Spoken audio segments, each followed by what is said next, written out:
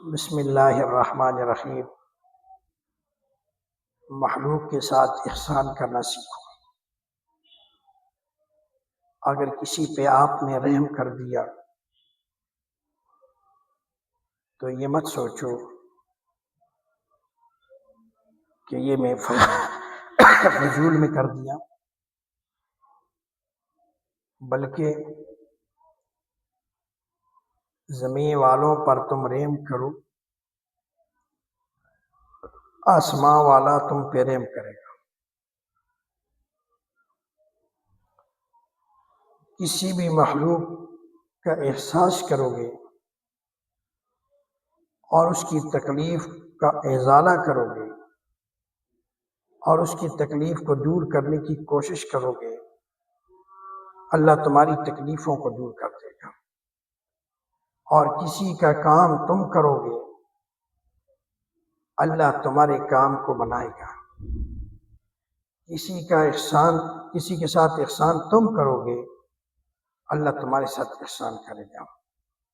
کسی کو معاف تم کرو گے، اللہ تمہیں معاف کرے گا۔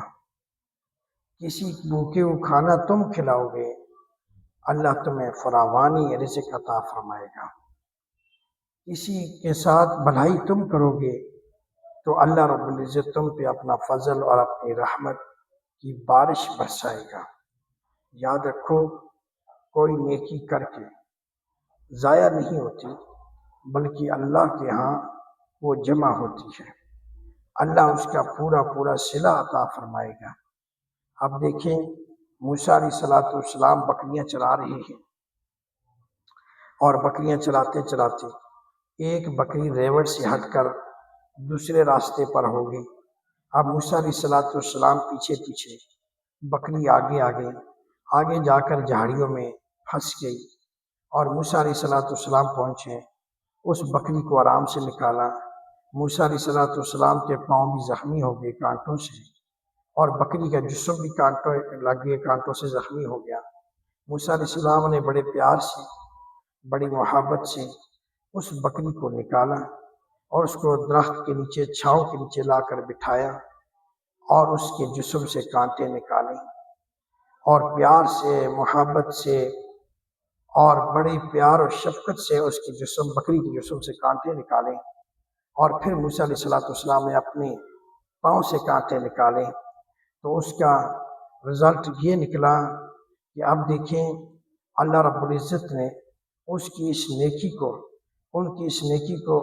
اور اس کے موسیٰ علیہ السلام کے احسان کو جب دیکھا کہ اللہ رب العزت کے ایک مخلوق کے ساتھ کہ موسیٰ علیہ السلام نے ایسا احسان فرمایا، ایسی نیکی کی ہے، تو اللہ رب العزت نے ان کو نبوت سے نواز دیا۔ تو اس لیے میرے بزرگوں، اگر کوئی کسی کے ساتھ نیکی کرو گے تو میں یہ مت سمجھو کہ اللہ رب العزت اس کا صلہ نہیں دے گا، اس کا بہتر سے بہترین آپ کو صلہ ملے گا، اور اس کا بہتر سے بہترین آپ کو بدلہ ملے گا، اس کا بہتر سے بہترین آپ کو اس کا رزلٹ ملے گا۔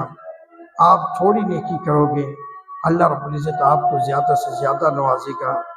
آپ تھوڑا احسان کرو گے، اللہ آپ کو زیادہ سے زیادہ نوازے گا۔ تو اس لیے اخلاص کے ساتھ، صحیح نیت سے، اور جو کام بھی کرنا ہو اور جو کام بھی ہو، اللہ کی رضا کے لیے ہو، اللہ کو راضی کرنے کے لیے ہو۔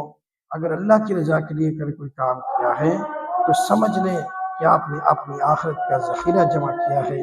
اللہ ہم سب کو نیکی کرنے کی توفیق عطا فرمائے۔